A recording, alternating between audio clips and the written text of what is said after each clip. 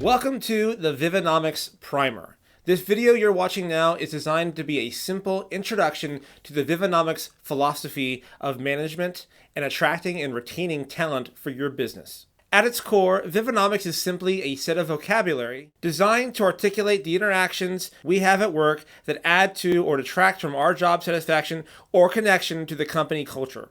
It's a system designed to attract and retain talent for your company, to keep it growing, to keep it being productive, while adding peace of mind and reducing stress for you, the business owner, or the hiring manager. At the time of this video, the work landscape is fraught with negativity, strife, and uncertainty. There's a strong sense of distrust and a strong us versus them mentality across most of today's industries. According to a Gallup poll from 2024, only 18% of employees said they were extremely satisfied with their organization. That lack of satisfaction leads to disengagement, lower productivity, burnout, and high turnover. That churn or that turnover costs you in productivity, it costs you in time that could be spent elsewhere actually making sales, it costs you in recruitment fees, it costs you in mistakes made by new employees, and those costs are not always felt right away. They are experienced over time as you experience more and more churn. So here's some stats for you. The cost of churn or turnover can cost 1 to 2 times an employee's yearly salary. It'll cost about $1,500 for an hourly worker. It'll cost about 100% to 150% of an employee's annual salary for technical positions. It can cost up to 213% of an employee's annual salary for C-suite positions. Employers are always looking for ways to increase productivity and attract the right talent, and often struggle with what to do with those employees to keep them engaged once they have them. Oftentimes, the tactics they use to keep morale and engagement up actually have a negative effect, actually the opposite effect of what they're trying to accomplish in the first place. This is the problem that Vivenomics as a management philosophy addresses. How do we attract the right people? How do we keep them engaged without doing anything that actually detracts from their productivity and the morale that you're trying to keep up at your organization? If we can keep the right people in the right positions, keep their engagement and morale up, that means more productivity, more proliferation of your organization, happier customers, and a sense of relief on your part. But before we can delve deeper into the philosophy of Vivenomics and how to apply it to your company, let me give you a quick introduction to myself and how this whole process came about. So my name is Josh Jackson. I started a company called J. Jackson Mobile Mixologist back in 2012. J. Jackson Mobile Mixologist was a simple events bartending company that I started as a side hustle for myself and whoever else I could recruit about 13 years ago. My initial approach to how I did things really worked out for me, but I definitely struggled with logistics, finance, etc. The big turnaround for me started in 2015 when my side hustle happened to come across some wedding planners who were really into the way we did things, and then they started sending me all their brides, and this became not just a side hustle but an actual business. So by 2017 I went full-time. In 2019 I added my first full-time teammate. We were humming along just fine until something happened in 2020. We spent the downtime in 2021 retooling our back-end operations, leading to explosive growth at the end of the year. All the while, even with the downturn in 2020, I was able to retain employees, including my head of operations, in spite of typical turnover. While the company took on more volume, my workload became less and less, giving me freedom to finish my degree in organizational leadership. By 2022, the executive team doubled, and my involvement in daily operations became more and more specialized around my own strengths, as other leaders were able to counterbalance my weaknesses with their own strengths. To be sure, as the company and team grew, there were definitely growing pains. However, in each stage of the business, the solution to my problem was always the same: find the right talent for the right position and be creative in the way I reward that talent. Even with the discomfort, my most talented team members have stuck with us. More than anything else, this talent retention has been the key to my success. In my industry, being the hospitality industry, churn and turnover, people last maybe 3 to 6 to 9 months in most positions, while my team has stuck around for 3, 4, 5, even 6 years in some cases. And what's more, because of their consistent engagement, it has freed me up mentally and emotionally to develop the elements of the business that I'm naturally talented at and delegate the aspects of the company that either drain me or I'm simply not as great at. It's a win-win for everyone involved: me, the owner, the teammates, and the people we serve. So as I have learned over the last 10 years, made lots of mistakes, had a lot of growing pains, I've really taken on some awesome lessons that I've been able to apply in my own business and actually turn into an applicable philosophy that can be used across any industry. The first step to learning how this management philosophy works is to understand the unspoken currencies that we trade every day at work and in life. For the sake of brevity, let's call these life coins. We'll learn more about them in the next section. So let's talk about the concept of life coins. These are the unspoken currencies that we're trading at the job, back and forth with our employer, with our customers all the time, and we're not even really aware of it. Let's start by giving a really simple, applicable example that we all know about. Talk about the idea of trading knowledge for money. So when we got our first jobs back in high school, in my case, it was a fried chicken place you may have heard of. You discover very quickly that the job that you're even able to get is not very awesome. And that's because you don't have a lot of experience. You don't have a degree, you don't have education, you don't have internships or any real pedigree to speak of. And so you can only get simple, not very rewarding jobs for frontline employees at restaurants and retail and that kind of thing. And so the first thing we think is, I need to get more knowledge coins, so I can trade them in for more money coins. So you do just that. You get your degree, your diploma. You go to college. You get the master's degree. You do the internship program. You build up that resume so you have a bigger stack of knowledge coins so you can trade them in for more money coins. But here's the problem with that. The problem is there is more to life than just your knowledge coins, your education, your experience, and the money you can get for that.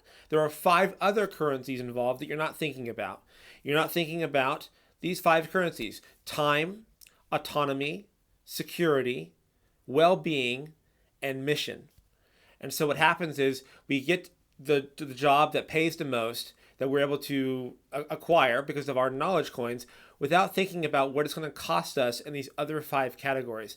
And that's why there's so much job dissatisfaction, both in your own experience and in my own experience, and statistically all across the American landscape right now.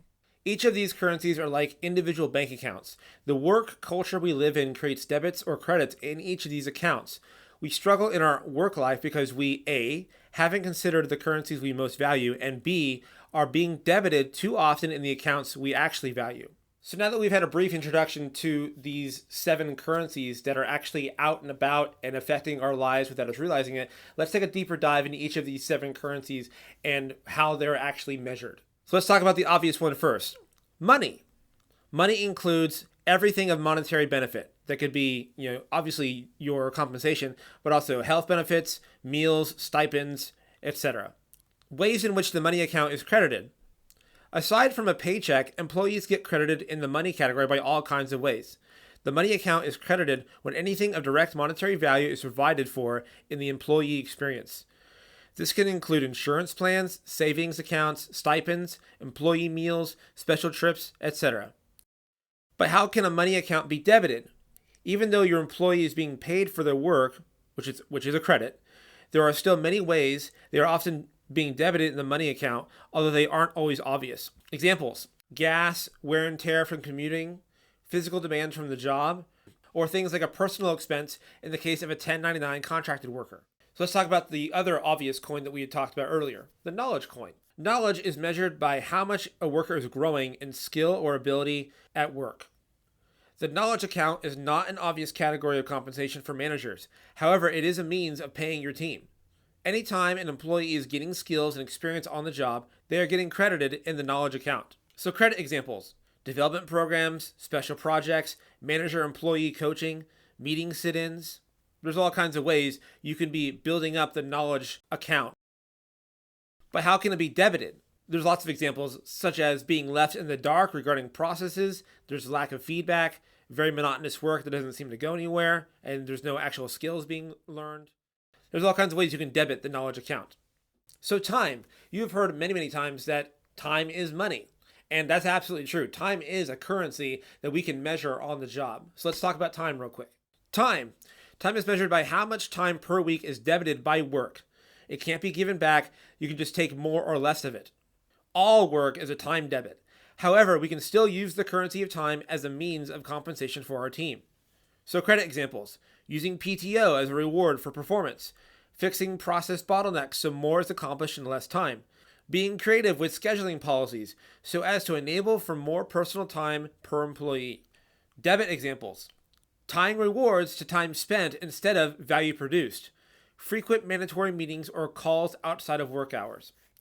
I'm sure you can use your imagination and think of all kinds of ways that your employer has debited your time well outside the bounds of what was expected in the scope of your responsibility. Let's talk about another currency we trade on the job. Let's talk about security. Security is measured by uncertainty on the job as well as physical risk. How safe and consistent is the position? The security coin is measured both by the amount of physical and monetary volatility tied to the position. So credit examples: stable pay, safe and consistent work environment, benefits. But how can we debit the security coin? There's financial risk, seasonal inconsistent pay, physical risk on the job. There are all kinds of ways you can debit someone's security account. While security measures your physical and monetary sense of risk on the job, the well-being coin measures your emotional sense of risk on the job. The well-being coin measures the emotional health or lack of health that is affected by the workplace. The amount of stress we experience on the job plays a role in the total job experience. Many employees quit work simply because it was too negative or stressful to work there, even though they enjoyed their position. Credit examples: reliable management that leads the team with emotional consistency. Positive customer interaction is another good example. Debit examples: frequent confrontation at work, poor communication with bosses. I'm sure you can think of lots of other examples in your own experience as well. The autonomy coin. The autonomy coin is measured by the ability to do things one's own way on the job. Credit examples: setting one's own work hours, freedom to use one's own leadership style, minimal check-ins from management. Debit examples: dress codes, sales scripts, set work hours, micromanaging bosses. And finally, there's the mission coin. This is a very easy coin to misunderstand, so let's listen very carefully so we know exactly what is being measured by this coin. The mission coin is measured by how much a particular task is tied to the stated goal of the organization or the stated role of the position and the value it adds to the overall goal of the organization. Mission is measured by the sense of purposefulness within the role. However, it's important to note that the level of meaning measured in a company or job is not based on whether or not the organization is, quote unquote, making a difference in the world, i.e., curing cancer or solving world hunger, etc. The mission coin measures how much the work being done is making a difference within the description of the job and whether or not it is adding value to the organization. So credit examples: having a sense of how one's work affects others, departments, or customers. Less tasks and minutiae that detract from the primary job description, such as unnecessary paperwork or unnecessary meetings. Debit examples: busy work that distracts, meetings that don't achieve a result, or disconnection from big picture, or even feeling replaceable at the job. It's easy to feel, once you look at these descriptions, that maybe this is a little abstract and very hard to apply right away to how you manage your team. So let's dive a little deeper and get some real practical examples of how these credits and debits work on the job. Whether we've really realized it or not, it's happening all the time. So far you have a general understanding of what the 7 coins are and what they measure. But right away we come across a problem. We value all 7 coins equally. And the problem is there's no job on earth that can give us all 7 coins in equal measure without any sort of trade-offs. To help us make this abstract concept more practical, let's look at some everyday examples of coin trade-offs in the workplace. Example number 1, an employee gets a promotion at work. He is now in a manager position. He benefits from a steady, competitive salary. This would be a credit in the security and the money account. He has freedom to lead the team as he sees fit, which would be the autonomy account, and better health benefits, which is also the money account.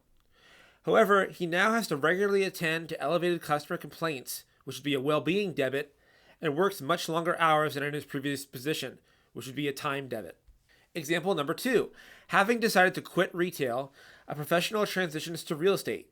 She now has lots of freedom to build a book of business on her own terms. This would be time and autonomy credits. And the capacity to make high earning commissions in transactions, obviously a money credit.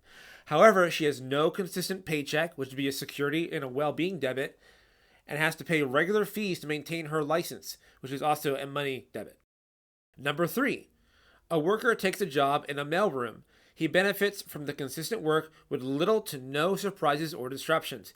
This would be a well-being and a security credit. Because he is not customer-facing, he can dress casually and listen to his own music on the job, which would be an autonomy credit. However, the hours are long, which is a time debit, and the work is often monotonous and lonely, which would be a well-being and a mission debit. So yes, debits in the 7 accounts are just a plain old part of work, and there's no way to get around it. There's going to be some kind of Lifecoin trade-off no matter what the job is. However, the debits that are in your job right now don't have to stay the way they are. You can look at them with a little more depth and see if that debit in particular or that credit in particular can be analyzed, and there can be some sort of new value that can be discovered that can actually minimize that debit and maximize that credit for that position. So whenever we work with a hiring manager or small business owner, the first big task we pounce on is putting the job they're trying to fill under a microscope and take an honest look at all the ways the job experience creates credits and debits for each of the 7 Lifecoins. Once we've given the role a good objective look, we then move on to step 2, the VPS, which is actually a lot of fun. So we've now become even more acquainted with the 7 coins and what they represent and what they measure. But again, we come across another problem, which is everyone's a little unique and every job requires something else of us that another job doesn't. And not everyone values these 7 coins equally. So for example, you might have a role you're trying to fill that is very high output, high energy, requires a lot of risk, requires somebody to be very outgoing and build a book of sales and something like a business development position. And that might be really exciting to somebody and really terrifying to somebody else. So enter the Vivenomics profile system. This profiling system is not designed to delve deep into your own personality traits and core motivations. Things like Enneagram, Arno, Myers-Briggs, and its others are better designed for this. The Vivenomics profile is designed to articulate one's relationship with work specifically. Let's look at each of these animals and what they value and what they really can do without. First is the panther. The panther is motivated by a desire to reap benefits in direct conjunction with effort. They're very independent. They require autonomy and have a strong appetite for high risk, high reward. They trade in the well-being coin and the security coin for autonomy. Conversely, there is the sheepdog. The sheepdog is motivated by consistency and security and is often a linear thinker. They want clear directions. They don't do well with improvised problem solving. They require the security coin and the well-being coin, and for those, they'll trade in the time coin, the autonomy coin, and even sometimes the mission coin. The jungle bird is all about performing. They enjoy the act of doing what they do and doing it with excellence. They require the mission coin and the knowledge coin. For this, they'll trade in the time coin, the security coin, and even in some cases, the money coin. The eagle. The eagle is highly oriented towards the goals of the organization. They serve as a champion for the organization and desire to rise in the ranks. They're loyal but require loyalty in return. They require the mission coin and the knowledge coin, and for those, they'll trade in time and even well-being. The opposite of the eagle would be the bear. The bear is all about boundaries. They really require a work-life balance. They're not motivated by work, but work to provide for the other things in life they value. They will give you their very best, but only if it doesn't impede on other life motivations for very long. They require the time coin and the autonomy coin, and to a lesser extent, the well-being coin. For this, they'll trade in mission, knowledge, and in some cases, even security. Then there's the meerkat. Whether introverted or extroverted, the meerkat is relationally oriented. Whatever the work, it is important to them that they are connecting with people and are in harmony with their peers. For this, they require the mission coin, the well-being coin, and for those, they'll trade in the autonomy coin and the time coin. So let's look at these 6 profiles and what makes them tick and how we can manage them better. First, the sheepdog. A telltale sign for the sheepdog is that they often ask a lot of questions regarding tasks and performance. They often expect or request frequent check-ins. For this reason, managers can write them off as high maintenance. However, sheepdogs are behaving this way because they are working hard to learn the boundaries and expectations of the role. Once they feel secure in this regard, they become more and more independent, and their output becomes more and more consistent. Help them develop faster by being easy to access and displaying that you're safe to approach. The panther. The panther can be a double-edged sword for any manager. In one respect, they are a great asset because they're naturally such hard workers and need little motivation. However, they can be hard to manage as they tend to push boundaries, chafe against standards, and are sometimes acting aloof. Managers have to strike a balance regarding leadership style with their panthers. Too little boundary setting can cause havoc, but too much boundary setting may discourage panthers, which will decrease the output they are known for. The answer is direct communication. Give them a fence around the playground, then let them run around inside that playground to their content. The jungle bird. Jungle birds are another high output work type. Jungle birds take their work very seriously and can elevate the quality of their team's output. Much like the panther, however, there are aspects of the jungle bird that need to be considered that can cause issues for the manager. Because jungle birds value knowledge and mission similarly to eagles, they can be easily misunderstood as eagles at first glance. However, their motivations are entirely different. Jungle birds are primarily motivated by self-development and don't have a strong attachment to your organization. Much like the bear, they have a transactional perspective with work. So long as they get to practice the skills they enjoy and are doing work they are proud of, they will be satisfied. Poor output from the company as a whole, stymied development, or misaligned values with leadership will repel the jungle bird, and they will likely move on soon. The meerkat. Second to the bear, meerkats may be the most misunderstood of the types. The assumption about meerkats is that since they are motivated primarily by social interaction, they are gregarious and outgoing. This may be true in a lot of cases, but not necessarily. Gregariousness has more to do with one's temperament and not their primary work motivation. In theory, a sheepdog or a panther could be more sociable and bubbly than a meerkat. Rather, the meerkat requires social interaction at work to be satisfying, which can take lots of form. This need could be met through interactions with customers or the team. Regardless, meerkats need harmony in their interactions and a sense of connection. To manage them well, be mindful of your communication style and, more importantly, pay attention to the throughput of their work experience and look for bottlenecks or pain points that can cause friction with the people within their spheres of interaction. The eagle. Everyone loves eagles in their organization and oftentimes builds company culture around inspiring eagle-like behavior from their workers. Eagles are motivated by creating excellence for the company they work for and are the most mission motivated of all the types. For this reason, they are usually the first to put in extra work, volunteer for extra projects, come early, stay late, etc., etc. But here's why the manager must be careful when leading the eagle. Because eagles are prone to overwork, they can be easy for managers to lean on or take advantage of. Doing so for too long will eventually burn out the eagle, and they may suddenly detach themselves emotionally from the company. Handle your eagles with respect and care. Check in with them often. And finally, of the 6, there's the bear.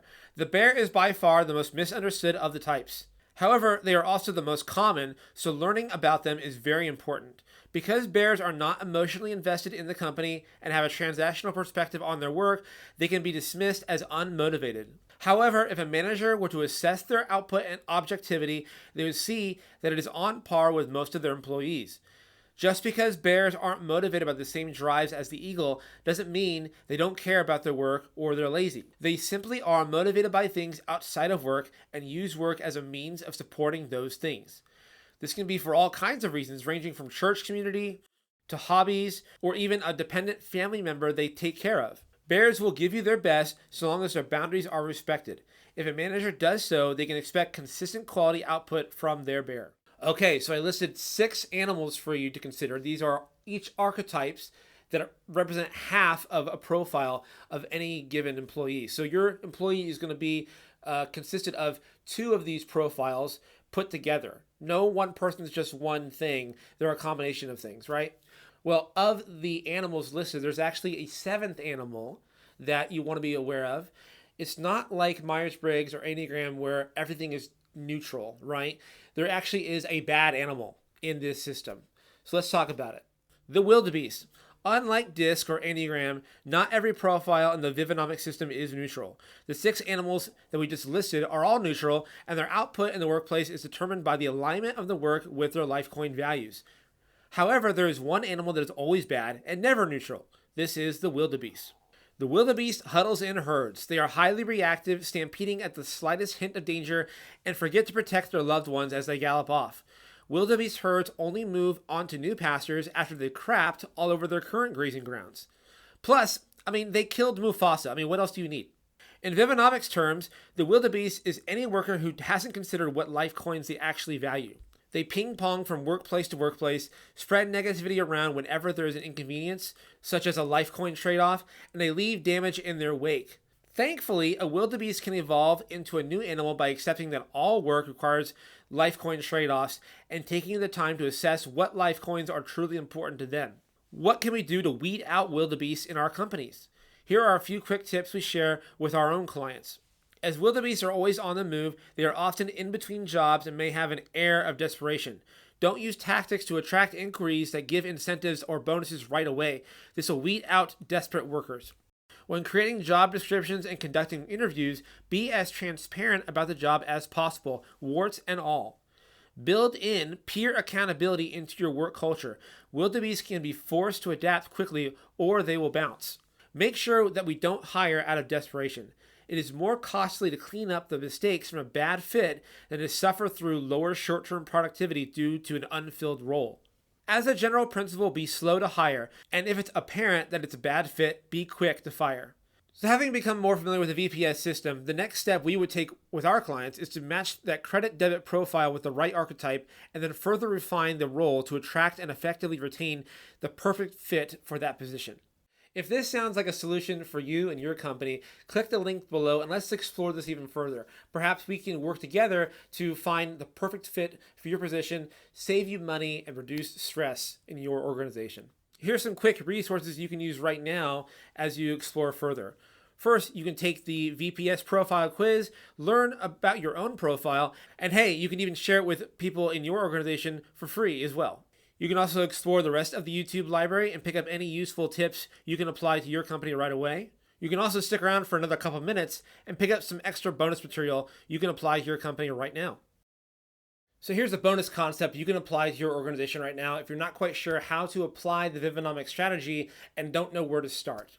We call this the linchpin relationship principle. So the linchpin relationship. Maybe there are multiple positions in your company that need to be redesigned, but it may be hard to know which position needs first priority. This is where the concept of the linchpin relationship comes in. This is the first place we start when we go about the business of creating a work culture that benefits both us and our employees. So what is the linchpin relationship? In our business, we manage many relationships: clients, vendors, employees, landlords, etc. In order to be successful, we need to make every one of those stakeholders happy. If we make pains to please everyone ourselves, we are likely to spread ourselves too thin and become strategically diluted in the process, which ultimately makes no one happy. So here's an example. A caterer has a strong belief that the customer comes first. Oftentimes, clients make unusual requests that flummox his sales manager and are outside of his realm of expertise. Because of his strong belief, the caterer regularly goes out of his way to accommodate those unusual requests. Sometimes he succeeds, but oftentimes the results are subpar. His reputation among the local venues and planners is receding, and his sales manager is making fewer sales. Naturally, she is looking around for better work. So what is the solution? The linchpin relationship. The linchpin relationship, or the LR, is a relationship that, when invested in properly, creates value for the other relationships naturally, thus resulting in happy people across the board at minimum effort to the owner or the manager. The LR is the relationship, almost always a role within your organization, that becomes the focal point for the strategic design of your organizational culture. So how do you figure out who the LR is in your company? Here are a few methods. Number 1, the dyad map. Draw little circles representing every role in your company. Include the customer or outside vendors as well. Draw lines connecting each circle to another that interacts with each other regularly, i.e., the receptionist to the client, accounting to the sales manager, etc. These connections are called dyads. If one circle has significantly more connections than the others, this may be your LR. Number 2, value contribution. Consider a position in your company and consider how hard or easy someone in that role is to replace. Also consider how costly it is to the business if that role were to be unfilled for a significant amount of time. Remember, on average, it costs about half a year's salary to train a replacement. Number 3, consider the needs of the industry versus your own weaknesses. Every business is composed of sales and marketing, operations, and finance. Within those 3 categories, there are cultural expectations and best practices. You can't be great at everything pertaining to your business. In what necessary way are you lacking as an owner that can be delegated to an employee? That might be your LR. Number 4, sensitivity to turnover. Similar to number 2, consider a valuable role in your company that is susceptible to high turnover. Turnover reasons can be due to the natural demands of the job or some artificial reason that can be strategically addressed by you. Consider how much easier it would be for your company if this position wasn't regularly churning. If that ROI would dramatically improve the company, that might be your LR.